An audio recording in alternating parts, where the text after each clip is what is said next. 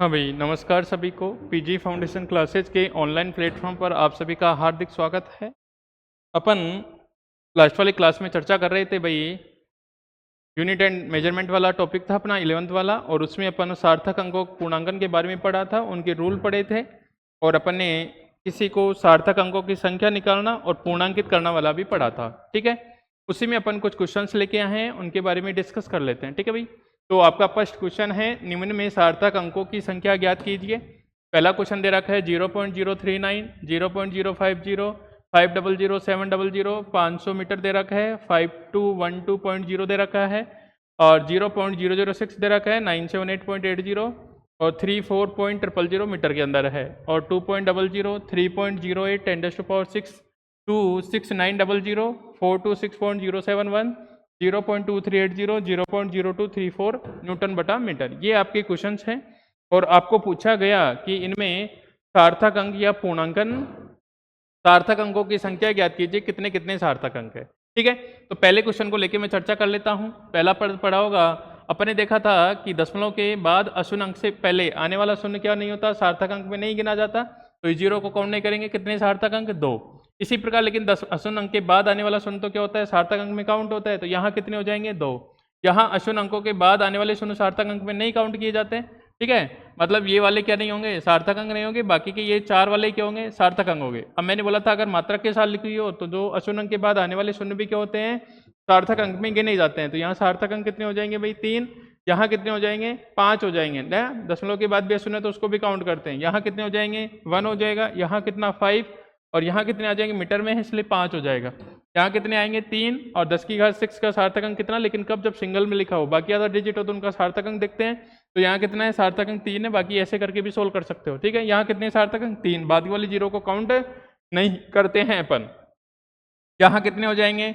6 हो जाएंगे। यहाँ कितना, बाद वाला जीरो भी काउंट करना है, क्योंकि दशमलव में संख्या दशमलव में नहीं होती तो अपन काउंट नहीं करते हैं। 4 हो जाएंगे, और यहाँ न्यूटन टू मीटर में है, मात्रक लिखा हुआ है, तो दशमलव से पहले वाले तो, बाद वाले तो ये तो काउंट नहीं करेंगे, लेकिन बाद वाला जीरो तो अपन क्या करेंगे, काउंट करेंगे। तो कितने हो जाएंगे? 4। तो इस प्रकार से आपका सार्थक अंक का था। इसके बाद अपन नेक्स्ट चलते हैं। नेक्स्ट देखो भाई, अपन सार्थक अंक लिखो। इसने लिखा है भाई दशमलव के 3 स्थान तक पूर्णांकित करना है, मतलब दशमलव के बाद 3 स्थान देखना है, या फिर ऐसा लिखो कि 3 अंकों तक पूर्णांकित करना है। तो दोनों चीजें अलग अलग होती हैं। जब दशमलव के बाद 3 स्थान तक बोले तो दशमलव के बाद 3 स्थान देखना है। अगर 3 अंकों की बात करें तो टोटल 3 अंक देखने हैं आपको। ठीक है, तो दशमलव के बाद 3 स्थान तक पहला क्वेश्चन ये लिखा हुआ है। सेकंड क्वेश्चन ये है, अपन 3 अंकों तक पूर्णांकित करते हैं, दशमलव के बाद 3 अंक। ठीक है, तो दशमलव के बाद 3 अंक कहाँ तक है इसमें, यहाँ तक अपन को। तो इनको अपन को पूर्णांकित करना है। सबसे पहले 2 को पूर्णांकित किया, तो 2 को पूर्णांकित करेंगे अपन यहाँ। तो 2 के बाद देखा 7 है, 7 5 से बड़ा है, तो डिजिट क्या हो जाएगा, 1 से बढ़ जाएगा। मैंने डिजिट 1 से बढ़ा दिया। इसके बाद 9 को पूर्णांकित करना है, तो 9 के बाद देखा 3 है, 3 5 से छोटा है, तो उस वाली संख्या में कोई चेंज नहीं आएगा। तो संख्या क्या रहेगी भाई, एज इट इज रहेगी। तो ये मैंने एज इट इज लिख दिया, ये पूर्णांकित हो गया। इसके बाद सेकंड क्वेश्चन की बात करता हूँ। सेकंड क्वेश्चन ये है, अपन को देखना है दशमलव के बाद 3 स्थान, यहाँ तक देखना है। ठीक है, तो अपन क्या करेंगे, 2 की बात करते हैं। 5 को देखा, 5 को पूर्णांकित करना है। 5 के बाद कितना है, 2 कितना है, 5 से छोटा। 2 कितना है भाई, 5 से छोटा है, तो 5 से छोटा है तो इसको पूर्णांकित कर देंगे भाई। पूर्णांकित करने के बाद सेम ही संख्या रह जाएगी, तो ये सेम रख दिया। ठीक है, तो ये अपना दशमलव के बाद 3।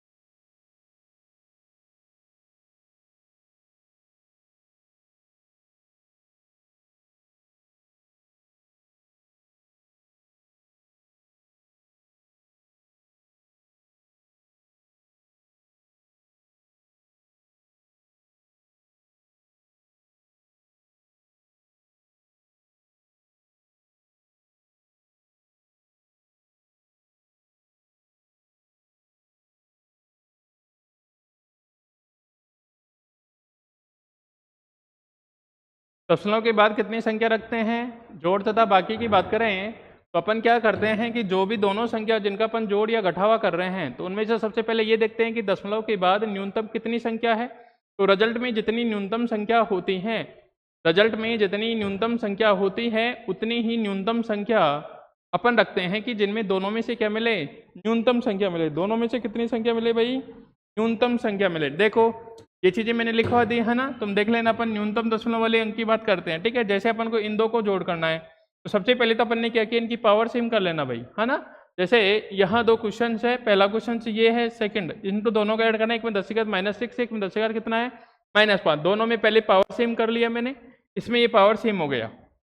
तो इन दोनों का एडिशन करना है। तो यहाँ देखा, यहाँ दशमलव के बाद कितने अंक है भाई 2, और यहाँ दशमलव के बाद कितना अंक है 1। तो अपना जो रिजल्ट आएगा उसमें भी दशमलव के बाद एक ही अंक रखना है, उसमें भी अपन को क्या करना है, दशमलव के बाद एक ही अंक रखना है, ठीक है। तो दशमलव के बाद एक अंक तक अपन क्या करेंगे, उसको पूर्णांकित करेंगे। तो ये दशमलव के बाद क्या आ गया, एक अंक रखना है ना। इसलिए आपसे देखना है कि जो दोनों संख्या है उनमें से दशमलव के बाद जो न्यूनतम संख्या है उनको अपन क्या करेंगे, वहां तक देखना है। दोनों संख्या देखेंगे, दोनों संख्या से देखेंगे कि न्यूनतम कितना है दशमलव के बाद। एक में 2 है, एक में कितना है 1। तो रिजल्ट में भी कितना करेंगे, रिजल्ट में भी कितना करेंगे कि अपन दशमलव के बाद एक ही डिजिट रखेंगे। दशमलव के बाद कितना डिजिट रखेंगे, एक ही डिजिट रखेंगे। दशमलव के बाद कितना डिजिट रखेंगे भाई, एक ही डिजिट रखेंगे। इस चीज का ध्यान रखना होता है ना। अब हो सकता है 3 संख्याओं को ऐड करें, 4 संख्याओं को ऐड करें, 3 संख्याओं को ऐड करें अपन, 4 संख्याओं को ऐड करें, तो उन सब में भी ये देखेंगे कि सबसे कम दशमलव के बाद कितने अंक हैं। तो जितने कम अंक होते हैं उतने की अपन बात करते हैं रिजल्ट में, ठीक है। इस चीज का अपन ध्यान रखेंगे। सेकंड क्वेश्चन अगर मैं घटाने की बात करता हूं तो घटाने वाला क्वेश्चन भी देख लेते हैं। देखो घटाने वाला क्वेश्चन ये है, तो सबसे पहले अपन इसमें भी क्या करते हैं, इसमें 6 पावर है तो 6 पावर को क्या करेंगे, 4 पावर के अंदर कन्वर्ट किया, तो 4 पावर के अंदर ये कन्वर्ट हो गया।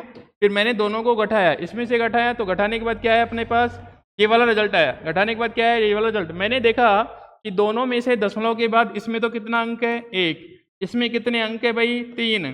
तो अपन को कितने अंक देखने हैं, अपन को दशमलव के बाद रिजल्ट में एक अंक दिखना चाहिए। दशमलव के बाद रिजल्ट में कितना अंक दिखना चाहिए, एक अंक दिखना चाहिए। तो मैं एक अंक की बात कर लेता हूं। दशमलव के बाद कितना अंक, एक अंक दिखना चाहिए। तो मैं इसको पूर्णांकित करते हुए, ये अपना रिजल्ट आया, मैं इसको पूर्णांकित करते हुए कहां तक लेके आया, एक अंक तक लेके आया। तो ये अपना फाइनल रिजल्ट हो जाएगा, ठीक है। तो इस प्रकार से जोड़ और बाकी में क्या देखना होता है, दशमलव के बाद न्यूनतम, मतलब जितनी जोड़ रहे हैं, जितनी घटा रहे हैं संख्या, उनमें से सबसे कम दशमलव के बाद कौन सी में अंक है। मान लो 1 अंक है, 2 अंक है, 3 अंक है, तो उतने ही अंक अपन को परिणाम में दशमलव के बाद रखने होते हैं, ठीक है। नेक्स्ट बात करता हूं इनके भाई गुणनफल तथा भागफल की।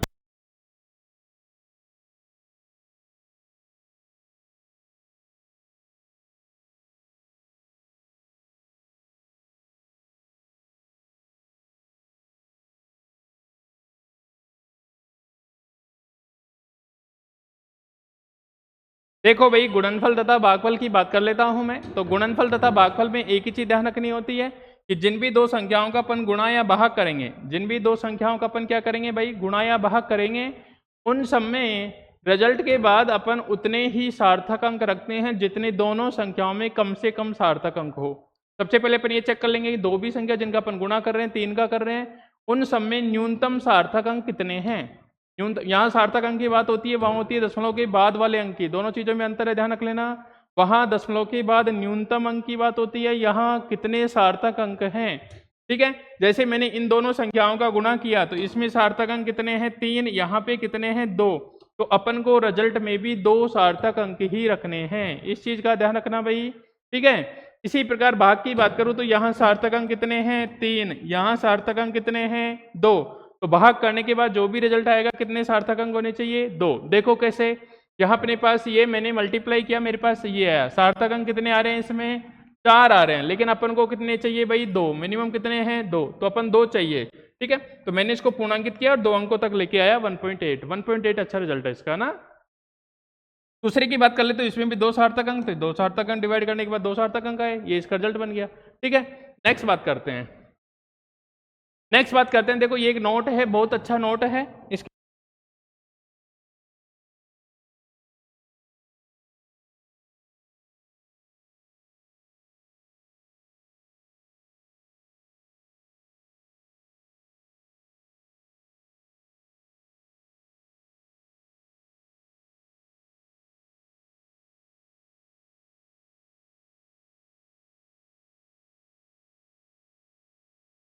हाँ, बहुत अच्छा नोट है जो आपके काफ़ी बार काम आएगा भाई। देखो मैंने दो चीज़ें ली, मात्रक और विमा। इसको मैं मान सकता हूँ फर्स्ट फ्लोर लिख दूँ, ग्राउंड फ्लोर या फर्स्ट फ्लोर बोल दो आप, है ना, फर्स्ट फ्लोर, है ना, जो भी, ठीक है। इसको मैं एक मंजिल बोलता हूँ, इसको मैं सेकंड वाली मंजिल बोलता हूँ, ठीक है। मात्रक को मैंने फर्स्ट मंजिल बोला और विमा को मैंने सेकंड मंजिल बोला, ठीक है। मैंने यहाँ लिखा अगर भौतिक राशि क्या रखती है, मात्रक, भौतिक राशि क्या रखती है, मात्रक, तो अपन विमा के बारे में क्या बोल सकते हैं। देखो अगर अपने पास फर्स्ट फ्लोर है तो कोई कंपलसरी है कि हर आदमी के पास सेकंड फ्लोर भी होगा? हो सकता है किसी के पास सेकंड फ्लोर हो सकता है किसी के पास नहीं हो। तो यहाँ बीमा हो भी सकती है, नहीं भी हो सकती। कैसे? जैसे मैं कोण की बात करूं, है ना, मैं कोण की बात कर लेता हूं भाई। कोण के लिए आपने क्या देखा था, उसका मात्रक होता था रेडियन, लेकिन आपने देखा था उसकी डायमेंशन नहीं होती है, ठीक है। तो अगर अपन बोले कि कोई भौतिक राशि का मात्रक है तो अपन उसकी विमा के बारे में कुछ भी नहीं बोल सकते कि विमा हो भी सकती है भाई और विमा नहीं भी हो सकती है। अपन एग्जैक्ट नहीं बोल सकते कि अगर यूनिट है तो डायमेंशन होगा ही होगा, ठीक है। एग्जाम्पल देख सकते हो कोण का, और फोर्स की बात कर ले तो फोर्स का मात्रक न्यूटन है तो उसका डायमेंशन तो होता है, लेकिन यहाँ कोण है, कोण का मात्रक रेडियन है, लेकिन वो क्या होती है, डायमेंशन लेस होती है। इसी प्रकार मैं बात करूँ अगर भौतिक राशि का मात्रक नहीं है, एक ऐसी भौतिक राशि जिसके पास मात्रक नहीं है, तो उस केस में क्या होगा।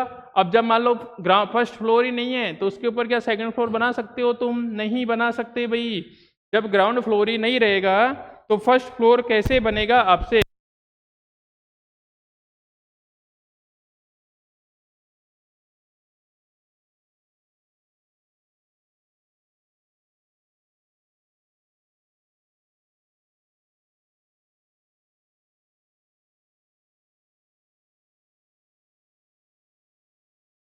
है ना भाई, जब ग्राउंड फ्लोर ही नहीं है आपके पास तो आप फर्स्ट फ्लोर कैसे बना सकते हो? नहीं बना सकते, ठीक है।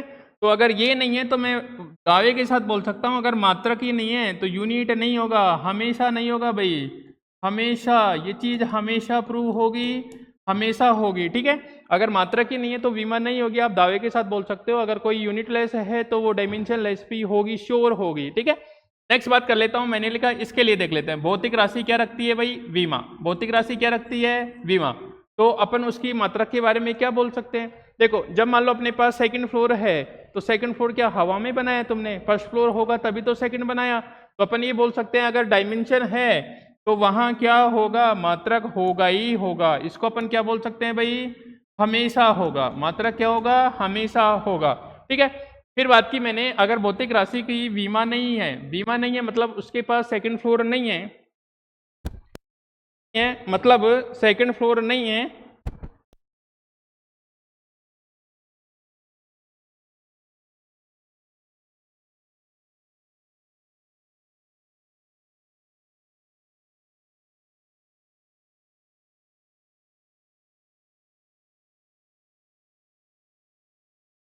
देखना भाई। अगर मान लो बीमा नहीं है उसके पास, सेकंड फ्लोर नहीं है, तो अपन ये बोल सकते हैं कि फर्स्ट फ्लोर भी नहीं होगा। तो भाई सेकंड फ्लोर नहीं है तो हो सकता है फर्स्ट फ्लोर तो हो उसके पास, हो सकता है क्या हो उसके पास, फर्स्ट फ्लोर तो हो। तो अपन ये नहीं बोल सकते भाई सेकंड नहीं है तो फर्स्ट भी नहीं है, ठीक है। फर्स्ट तो हो सकता है। तो भौतिक राशि की क्या हो सकती है?